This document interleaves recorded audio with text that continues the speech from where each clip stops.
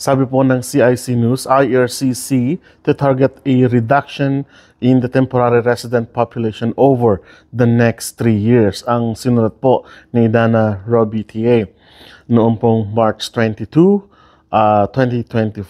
Ang sabi po dito, Immigration Minister Mark Miller has announced that temporary resident targets will be added to the annual immigration levels plan starting in fall 2024.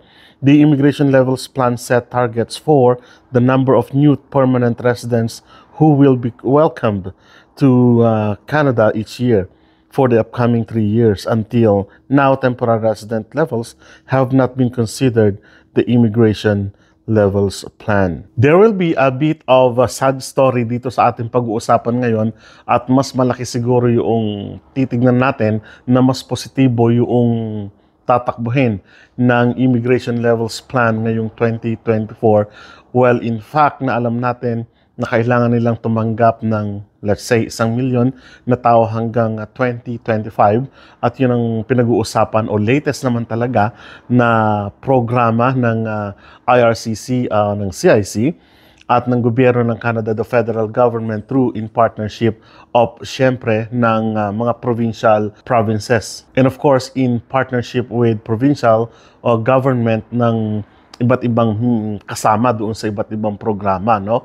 At titignan natin kasi dito yung punto, sabi ko nga, this is another sad story, a little bit sad story, pero mas malaki. Tignan natin, mas maging positive tayo doon sa makikita natin na programa. Later on, hihintayin natin yun in 2024, no? At katulad nito, papasok na naman, malapit na kasi, as you see, nasa garahe ako kasi nag-assess ako ng mga gagawin natin for our long weekend. Ngayon dito sa mga susunod na panahon dahil spring cleaning na po, malapit ng April at malapit ng mag-spring, doon napapasok yung tinatawag nating another program for immigration levels plan. So balik tayo doon sa pag-uusap natin, ano? Ang programang ito, syempre affected lahat ng mga applicants na sa mga susunod na panahon with regards to this kumbaga medyo kakaibang programa na naman ng Government of Canada. But of course, to arrest or to give emphasis doon sa programa ng Government of Canada na mabigyan talaga ng opportunity ang lahat ng qualified na mga immigrants o ng mga foreign workers sa pamamagitan po ng iba't ibang programa. Ano po? The minister clarified that the targets are not meant to be a cap. However, he said it is impossible that a certain areas of Immigration, Refugees, and Citizenship Canada or IRCC would limit applications. To date, there has been no target nor cap for permits issued through the Temporary Foreign Workers, TFWP, the International Mobility Plan, the intra-company transfers, or trade agreements such as the Canada-United States-Mexico Agreement. A cap on the number of study permits for international students that IRCC will consider was announced earlier this year. Yung ikinatatakot natin noong nakararaan na magkakaroon ng cap sa iba't ibang programa ng Government of Canada ay sinimulan na nga.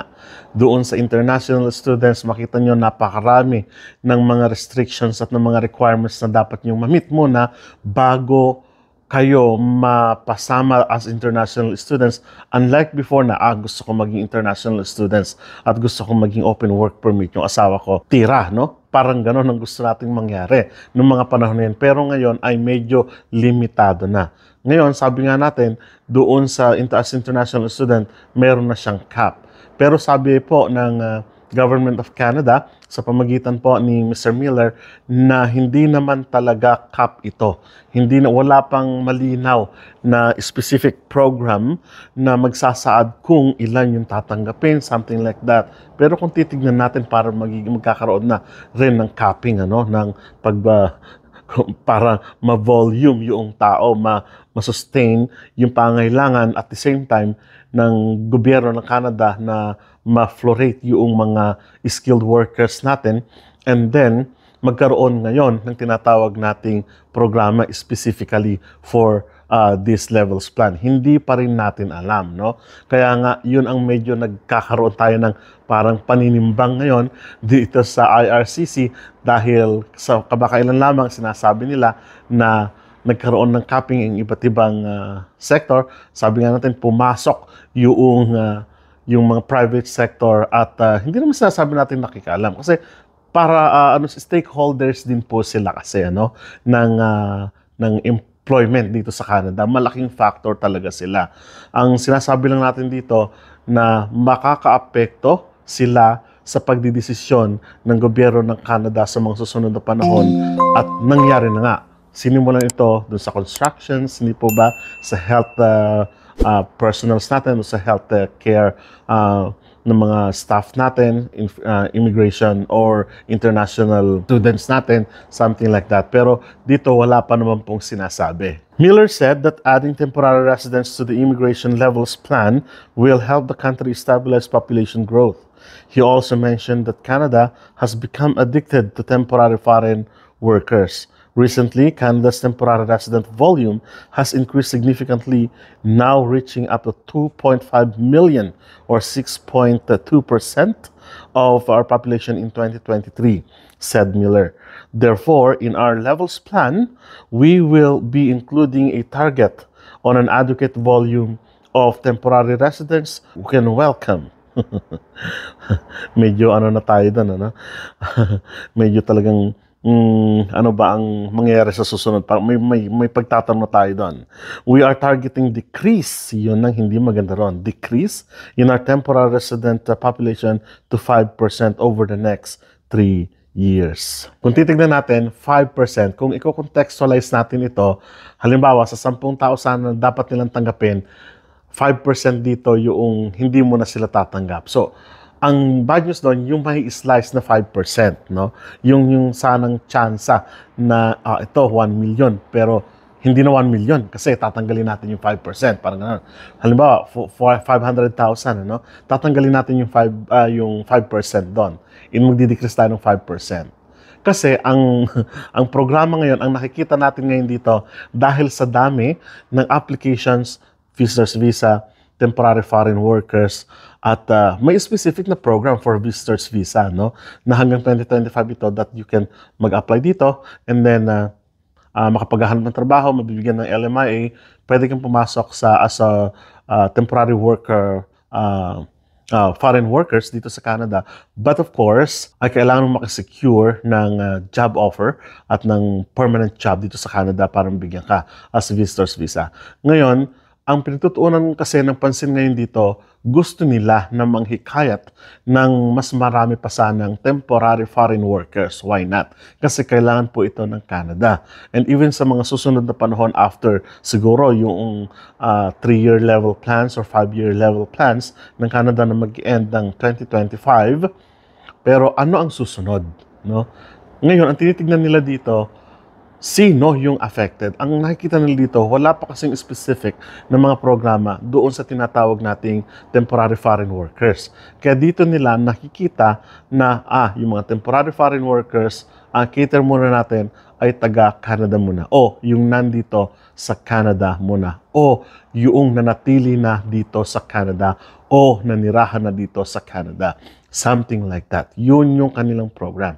Kasi gusto nila ngayon na magkaroon kasi ng tinatawag nating ihasain muna yung mga skilled workers na ito, katulad ng mga halimbawa visitors visa, yung mga temporary foreign workers from other countries na na-deploy dito. At gusto nila na maging permanent resident muna ito, gusto nila na makasettle muna yung family, gusto muna nila. Parang ito nakikita natin gusto nila na yung talagang skill nila ay magamit nila doon sa workplace nila.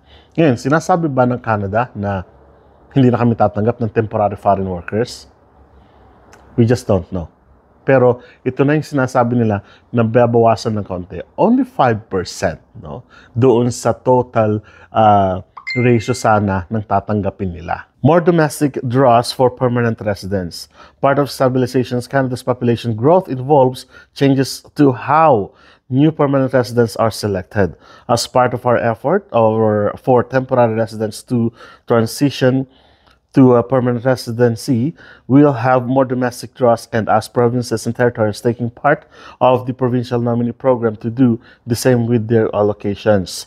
This will align our efforts and create a pathway for those in the country to stay and contribute to the economy.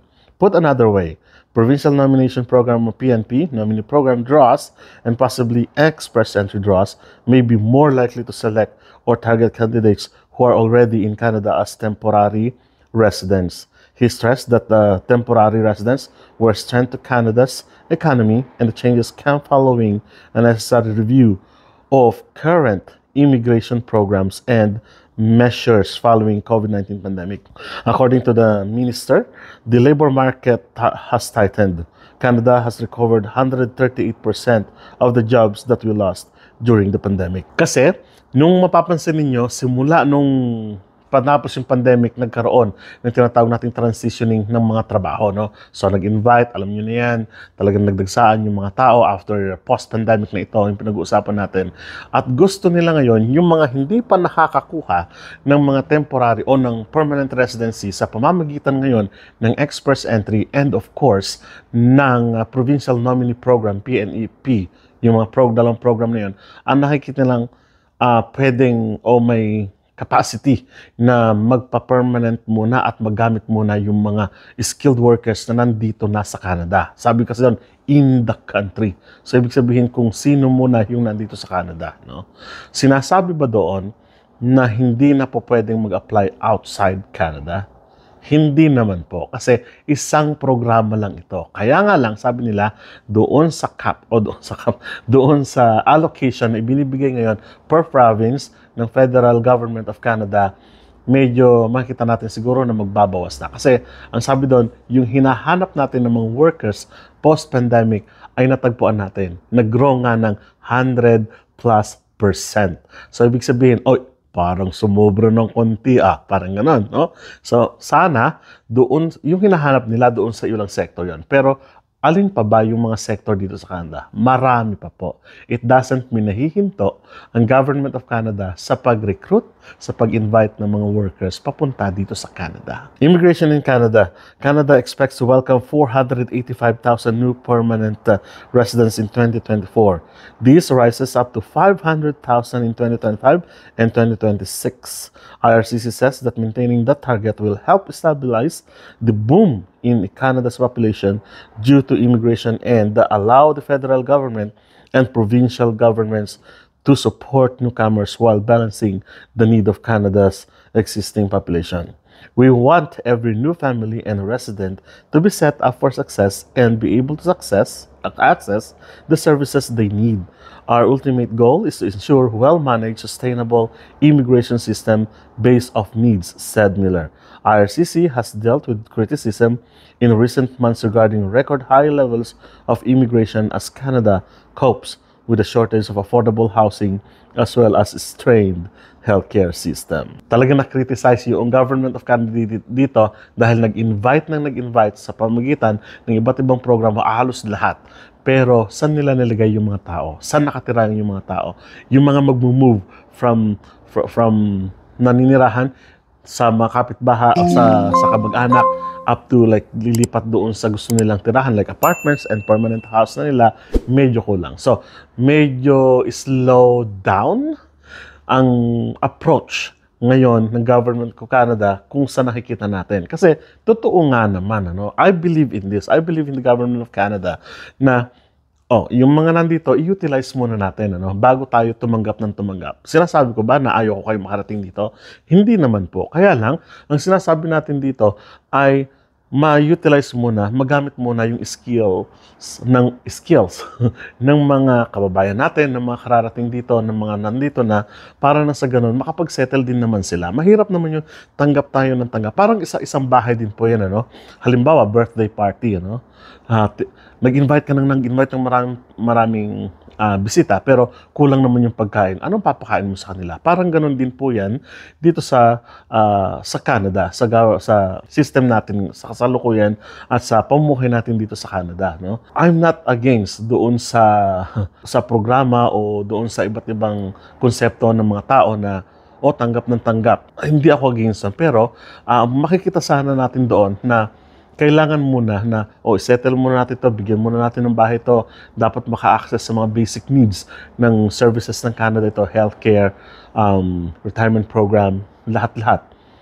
Access dun sa mga services na dapat nating makuha from the government of Canada. So, yun dapat muna ang may cater ngayon. No? Hopefully, ay magkaroon ng sa pag-invite nila ng mga construction workers ng nasa ganitong sectors, nasa health, at yung iba't ibang pagkakap ng mga international students ay matugunan yung, kumbaga, mai-align muna, maiayos muna yung tahanan ng Canada. Hindi ko sinasabi magulong-magulo, no?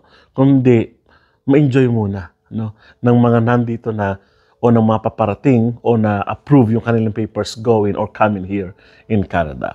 And umaasa tayo, hindi pa tatatapos yung immigration plan. Sabi nga dito, 500,000 pa yung tinitignan nila. So, kumbaga, parang slice, parang sakik, parang gano'n, kinain, parang nagkumuha ka lang ng 5%, no? Parang konti lang. Hindi really, not really affected naman talaga yung kabuuan ng immigration system ng Canada. It's still strong, it's still maganda yung turnouts ng mga draws ng mga nakararaan. Pinag-aaralan ko yung mga draws. Sabi ko, nalaki pala, 900, 800, 300 na tao yung na-invite, something like for permanent residency. So, hopefully, pag natapos na maayos ng Government of Canada, yung tinatawag nating housing, services, and everything, ay bumalik uli doon sa pendulum na yung wave ng pag-i-invite para na sa ganon ay yung nangangarap kahit na kumbaga, nasa huli, mababa yung CRS ko, mababa yung comprehensive ranking score ko, parang ganon, ay makuha pa itaas naman, something like that. So hopefully ay nabigyan kayo ng ideya kung ano yung mga susunod na plano ng Government of Canada at dapat natin itong tignan. Hindi lang basta yung, Kuya Rod, ang bagay ba ako dyan? Tignan natin yung programa ng gobyerno ng Canada. Maraming salamat po at please subscribe, like and share. Hanggang sa mga susunod lang. Paalam.